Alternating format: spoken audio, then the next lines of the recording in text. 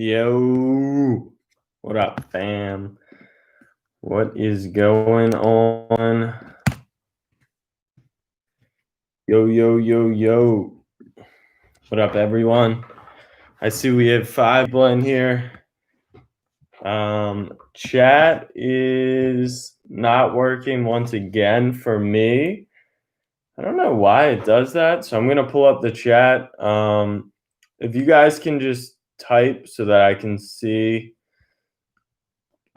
Excuse me. Let's find the channel.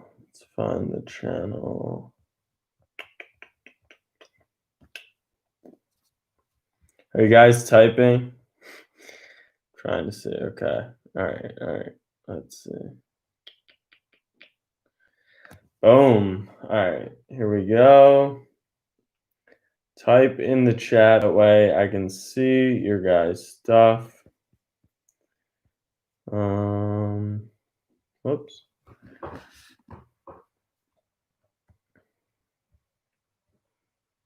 Do we have any? There we go. Okay. So I see Trevor's comment. We looks like, yes, baseball I can see. It looks like we only have, a few people joining today, and that's okay. That's okay because it is during the day, so not everyone is going to be able to make it. But I know that doing it at night, there was going to be some people that couldn't make it at night. They work at night. They have work to do at night. They have stuff to do at night. Oh, there we go. All right, we got the chat up. Let's go. All right. So let's just get started off the bat. No reason to waste time. We will go probably 30 minutes today because there's only 10 of us, so I should be able to get through all the questions. But I want you guys to ask questions. I want to answer every question you guys have. So let me know in the chat right now, what do you want me to start on? What are your biggest questions? What are your biggest problem areas? How can we fix those? And then how can we get you collecting sports cards, investing in sports cards, making money, and building your collection? Let me show you guys something cool real quick while we're waiting for questions.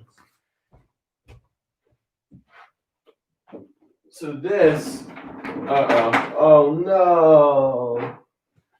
You probably saw me mess it up, but this right here is my favorite thing I've ever done with cards. It's gotten messed up just right now because I moved it. But that, and let me explain.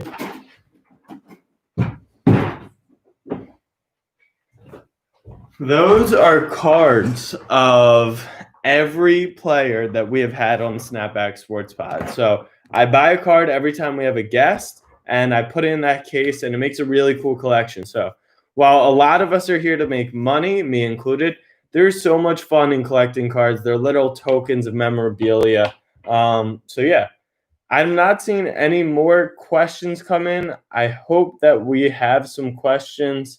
But all I see right now is 3 comments. So guys, let me know what your questions are. That way I can get them answered for you.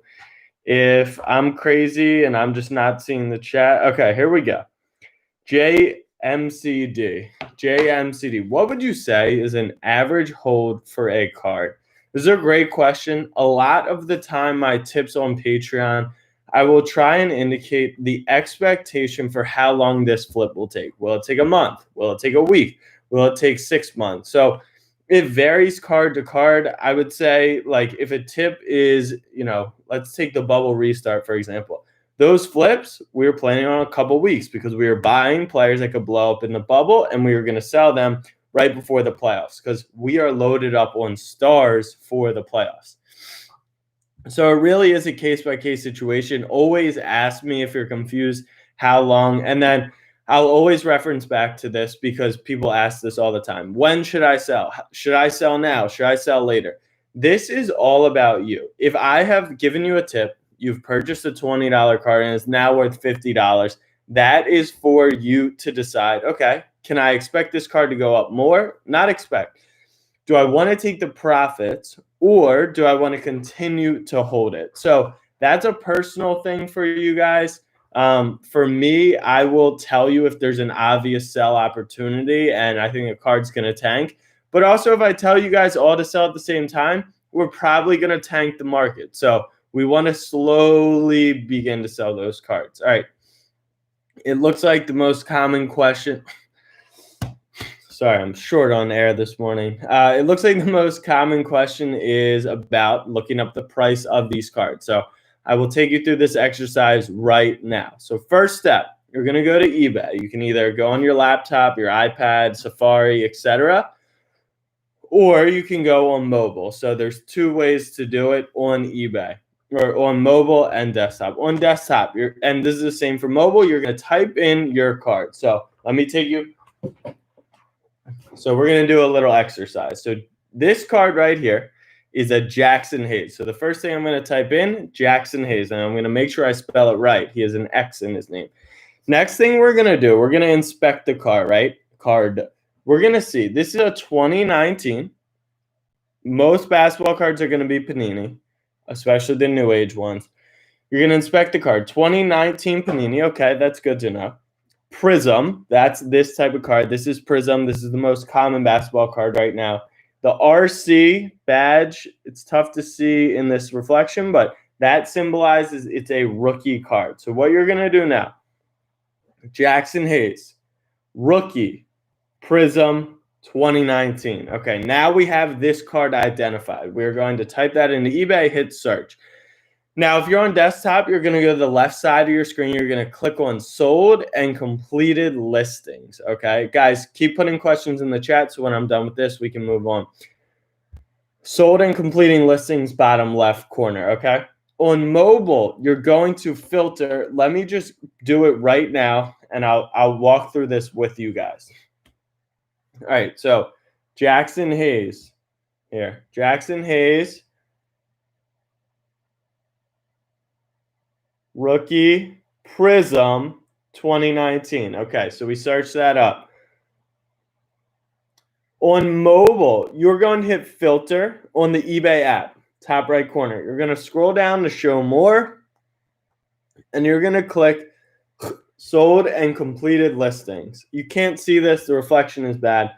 Sold and completed listings. The last step you're going to do, you're going to sort by end date, recent first.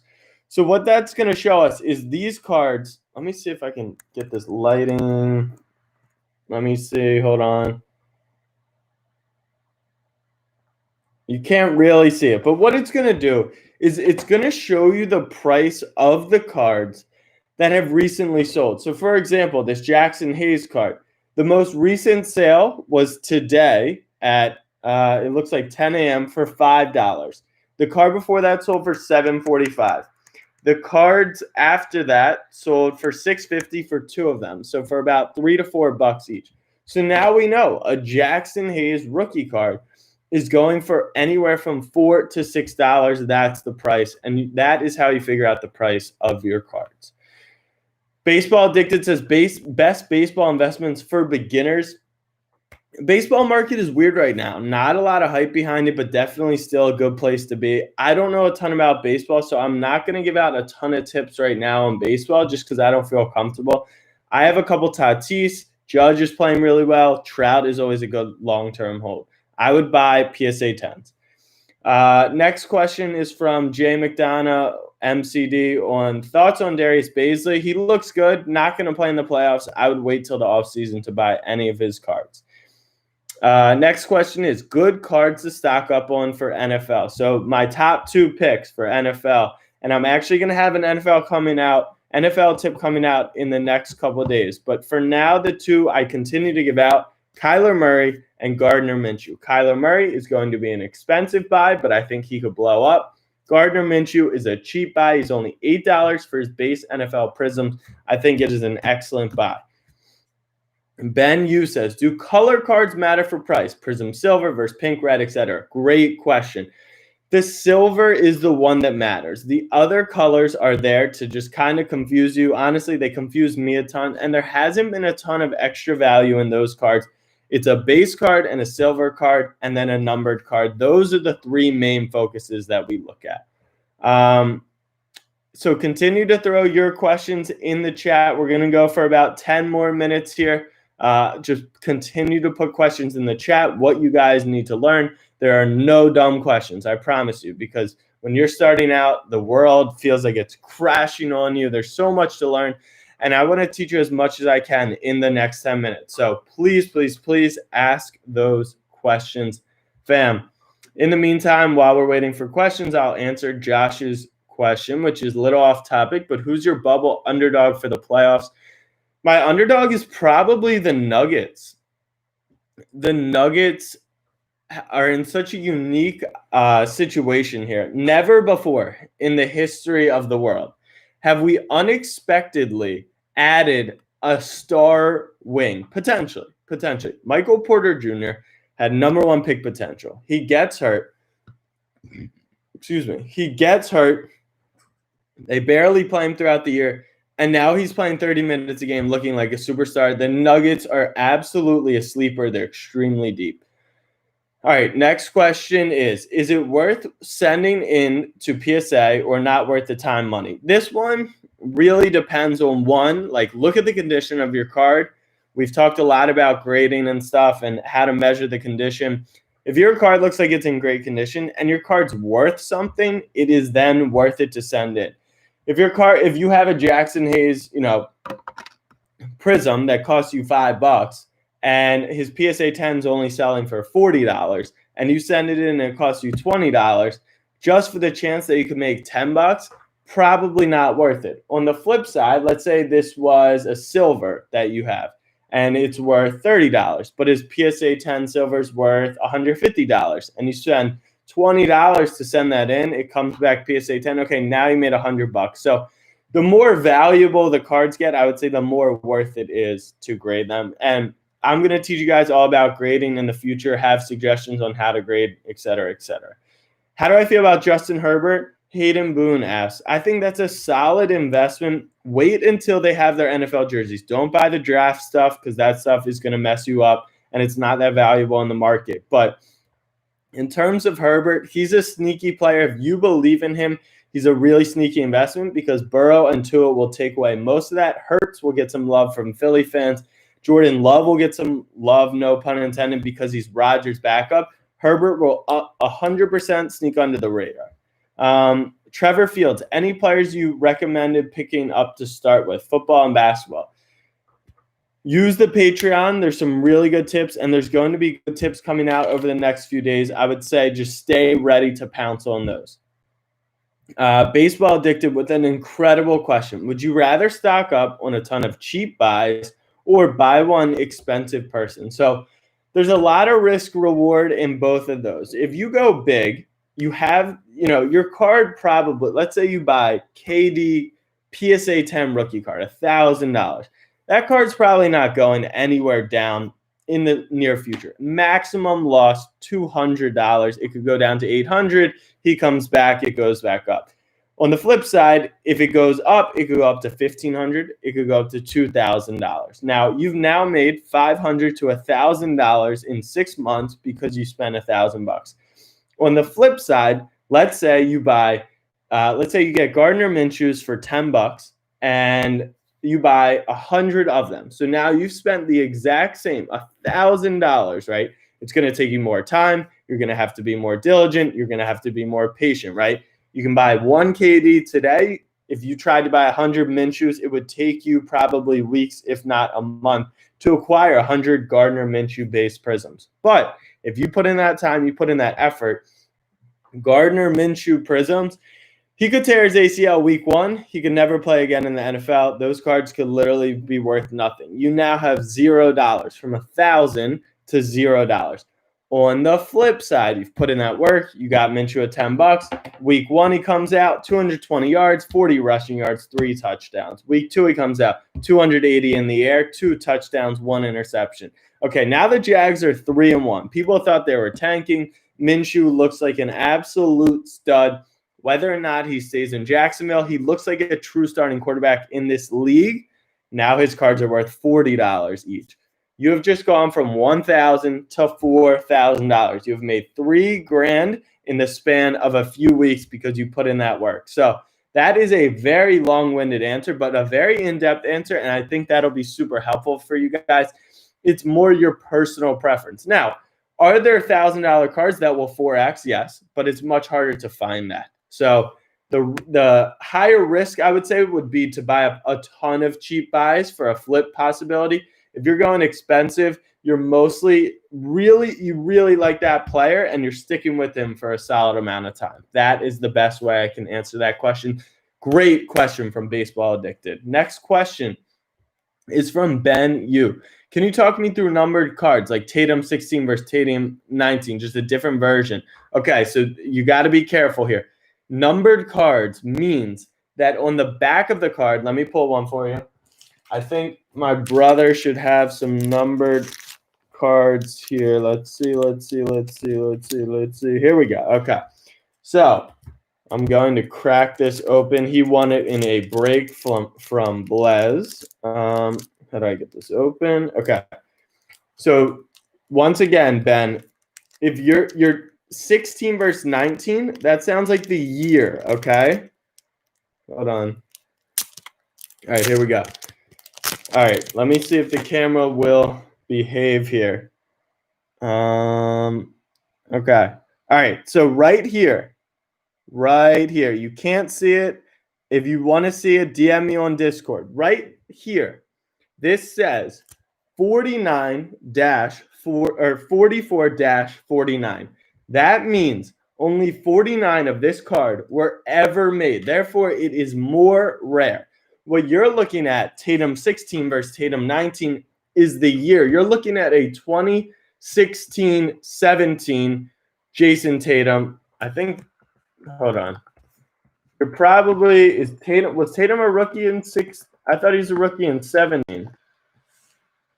Yeah, he's a rookie in 17. But you're probably looking at the year, okay? So his rookie cards are 2016. His cards from this year are 2019, right? So his rookie cards are more valuable. So get that straightened out. Make sure you understand that. If you don't, please DM me. Please ask another question. But numbered cards means on the back of the card is numbered, and therefore it is more rare.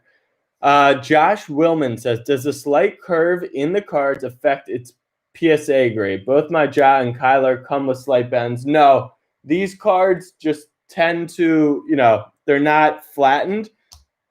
That's not going to affect your grade. Trevor, what is PSA? I don't have any PSA cards with me, but PSA is a grading service. So what that means is there are 4 aspects to any card. You have the centering. That means how equal is this bar to this bar on this specific card. You have the edges. Are the edges clean? Are the edges nice? You have the corners. Are the corners messed up? Do they have some whitening? Do they have some peeling? And then you have the surface. Is the surface clean? No thumbprints, no fingerprints, no scratches, etc. So what you can do now is you could send that card into PSA, Trevor, and they will grade that card. They'll say, okay, the surface is a 10, the edges are a 10, the corners are a 10, but the centering is a 9. Therefore, your card is a 9 out of 10 condition, and that makes it valuable. A 10 is obviously the most valuable. So this Jackson Hayes card, as a graded 10, it costs ungraded $5, but as a graded 10, maybe it's $40. Now you have to pay to get it graded. There's a bunch of math to it, but that is essentially what PSA is. BGS, Beckett, is the other grading service that we look on. All right, we will go rapid fire for the final 2 minutes. So throw your questions in the chat right now so I can get them. Otherwise, we will close with Baseball Addicted. Is Shai Gilgeous-Alexander a good cheap buy for the playoffs? He's not that cheap.